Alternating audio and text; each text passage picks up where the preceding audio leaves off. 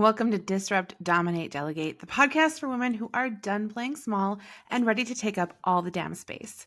I'm Brooke Norland, and I'm here to help you break the rules, own your expertise, and stop wasting time on the shit that doesn't serve you. We don't do business that fits into someone else's mold. We burn the blueprints and build our empire on our terms. If you're ready to disrupt the status quo, dominate your industry, and finally delegate the tasks that are holding you back, you're in the right place. Let's get to work.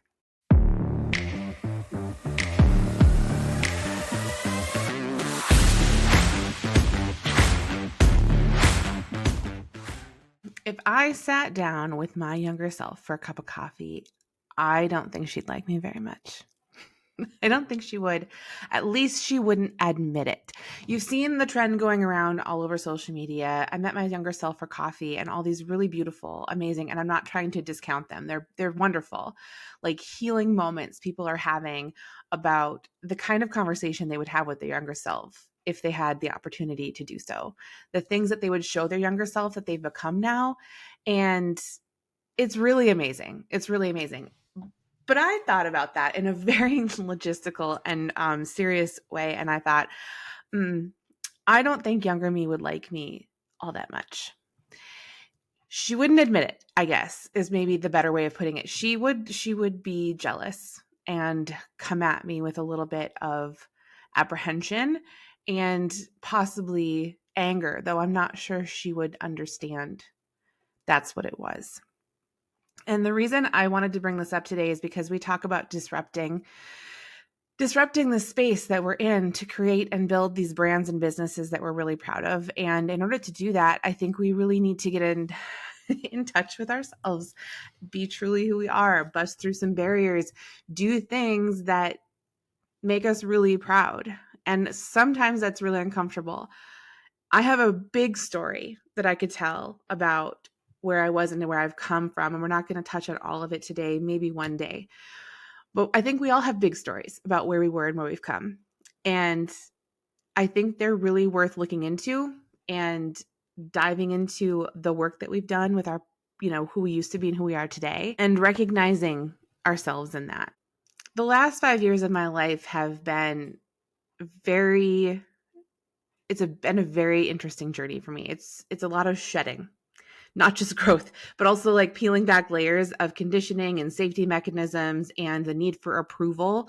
And it's been really hard. It's been really uncomfortable and sometimes honestly lonely, kind of lonely, but I wouldn't go back. If I could go back, I wouldn't do it because I'm so much happier after I've peeled away all of the layers of what other people thought, what other people's expectations of me were, what I thought other people's expectations of me were, societal expectations, and honestly understanding myself and my brain and who I am as a person better and allowing that to shine through all of the expectations that I thought were there or that were there.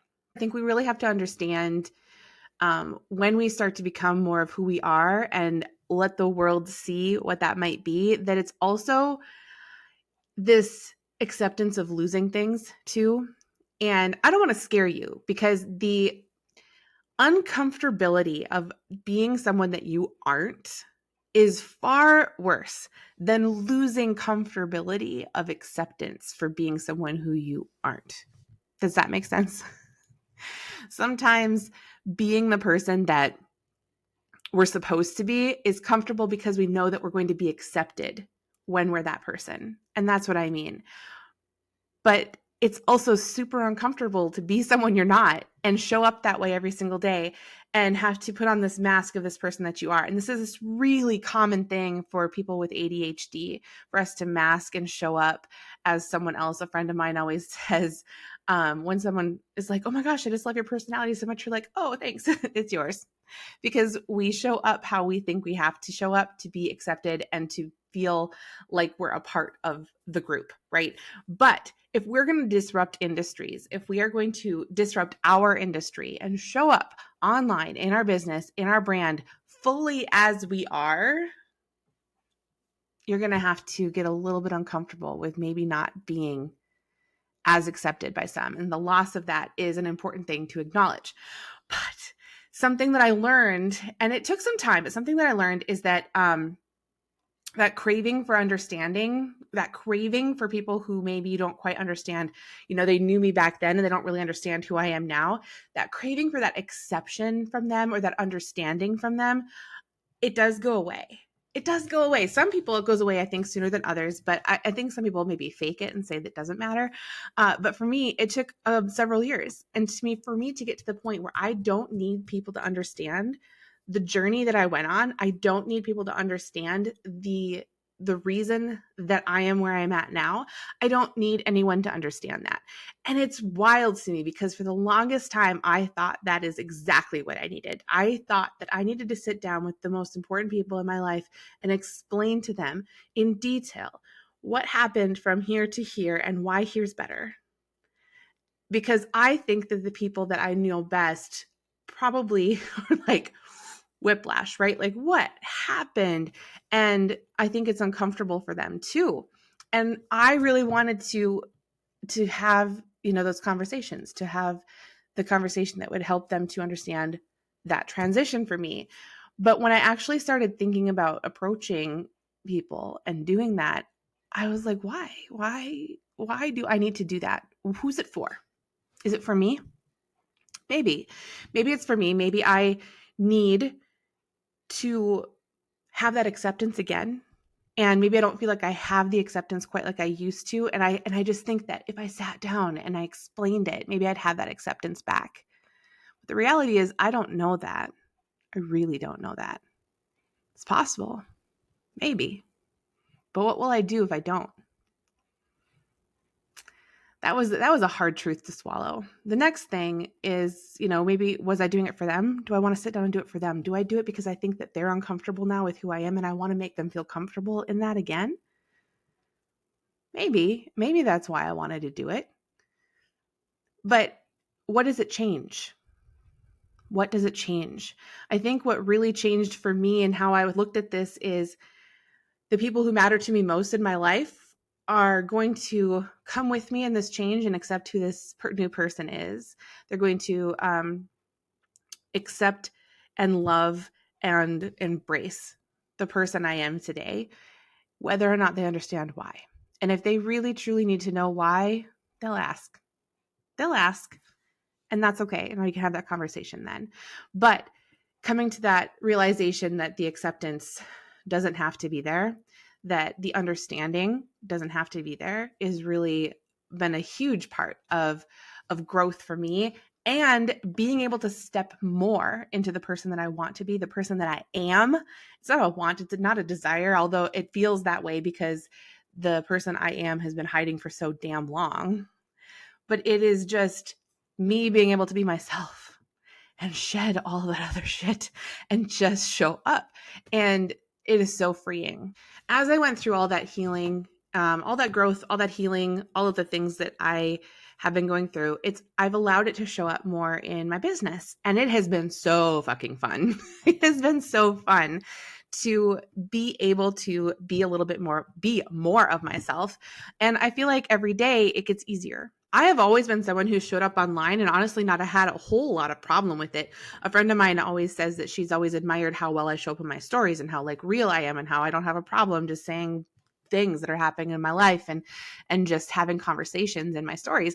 And I never have had an issue with that. I've always been pretty open and available in that way and not afraid of it. However, there's always been this piece of me that's been held back, pieces of me that I've held back. And as I've gone through this transformation, I've been able to slowly let that out more and be more of myself and not care what other people think even more. And it has been so fucking awesome. And I noticed it. I've noticed a shift in my business too, because the more I lean into who I truly am, like the unapologetic, ADHD, passionate, like little rebellious weirdo, the more that I'm attracting the right clients into my life and the right clients into my business. And it's not just about attracting clients who need my services. It's also about attracting clients who really are excited to work with me and I'm excited to work with them. And there's this matched energy and like really exciting moments when we get to work together. And that's where the magic happens when we start to show up as that disruptor that we want to be in our business, as the person we want to be in our business, the true you. You start to see it in everything else you do. Everything you do becomes more fun. Every client you connect with becomes more of like this dream of what your business really could be. So we need to start being afraid, to stop being afraid of showing up like that, because what's behind all of those things is like the best business ever, the coolest business ever, the dream, the thing that maybe you're afraid to admit out loud, or maybe you don't even know yet. But as you start showing up more and more as yourself, you're going to start seeing those things. You're going to start seeing what your business could be. You're going to start knowing what clients are just like magic to you that you want to work with. And that's the gift that showing up more as yourself in your business gives you. Just one of many, but it is one of them. Another gift that I've been given as I've shown up more as myself and stepped into myself more is honestly the success that my business has seen. As I've shown up more as myself, maybe not as a professional that fits into like someone else's mold, but as a professional, as someone who knows what I know, has confidence in what I know, stepping into that expertise, I've had more engagement, even though I've recently lost my Instagram account, if you followed me on that debacle, and I've had to start over, but I've gained more followers. I have more aligned clients in my life, and I've also been able to increase the amount of money that I charge for my services. And it is all because I stopped trying to be what I thought other people wanted me to be. And I just stepped into myself more and more. And the lessons in that are vast, but your best business strategy is going to be being fully and unapologetically and everything that is you. Let it out. Let it out, because the best version of you and your business are going to come out together. So even though younger me sitting across the table and having a cup of coffee with me may not admit she likes me very much, I don't think it would take her very long to realize that we are exactly who we are supposed to be. That I am. Is there a paradox in that? Just like this, I am exactly who I'm supposed to be.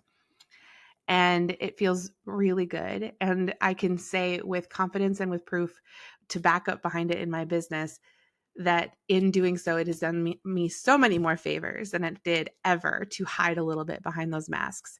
And I think that as there's so much more to go, like I am not under the delusion that I am fully who I am supposed to be yet. I am also not under the delusion that I need to explore that every moment of my life and just keep growing all the time. No, I am of the sound mind and solid strategy forward that continuing taking step by step every single day and just going through my business, living in my business and showing up as myself every single day is going to get me closer and closer to that, whether or not I'm trying to or not. And some days there'll be these like big holy crap moments. And then other days there's going to be just the slow growth and steady forward. And other times I'm going to be standing still and just existing in the growth that I've already experienced. And all of those things are great and all of those things are okay. But I've learned to accept all those things coming at me as really great things and knowing very, very well that it is something that is changing my life and changing my business. And I wouldn't go any other direction ever. So some closing thoughts for today and a couple action items for you. It's okay if your younger self wouldn't recognize you today. That just means that you've grown. Sometimes you might lose our faith a little and question if we're still who we are, but we are, and have faith that you're moving in the right direction. And no, not always has this been comfortable, and not always is this roses and unicorns, this growth, but it has always been worth it. And the version of me that I am today makes me so happy, so happy. And I can't wait to see what comes next. I want to read you some lyrics from a song that the first time I heard it really just hit me really hard. It's from Maddie Zam. And the song is called You Might Not Like Her, But I Do. And here are the couple lines that I want to leave you with today. Then you'll learn to let people have their opinions and talk about your traumas and like the body you live in. And someday you'll learn to keep your own secrets. Say you're doing okay and really mean it. You'll lose your faith a bit and question if she's you. For a while, you might not like her, but I do. Okay, action items for this week. The first one is if this podcast episode made you think of anybody, it's time to send it to them. They need to hear this message. It is something that is important for us all to know that we're not alone in, that sometimes growth is uncomfortable and not very, it can be painful at times, but the light and the greatness that comes from it is so worth it. So share it with that person. You know who they are. You thought of them during this episode. Send it over. The next thing is I want you to send me a message. Go out to Instagram, find It's Brooke Norlin, and I want you to send me a message and let me know what you think your younger self would think of you. Is she proud of you? Would she not recognize you? Whatever it is, I'd love to hear your story. And last, but certainly not least, I want you showing up in your stories more or in your business in general, but in your stories this week specifically, more of who you are. So if you're someone who doesn't necessarily get on very often and share behind the scenes or what's happening in your life or stuff like that, go ahead and do that. If you're someone who does do that, but you curate it because you don't want to show up as yourself, maybe it's a little messy where you live, because of the people who live there. Or maybe you don't normally share something like a win or a little thing about your life. Go do those things this week. Share those things that you don't normally share. Show up a little bit more you, a little bit more bold. Disrupt, disrupt, disrupt. All right. Let's get to work.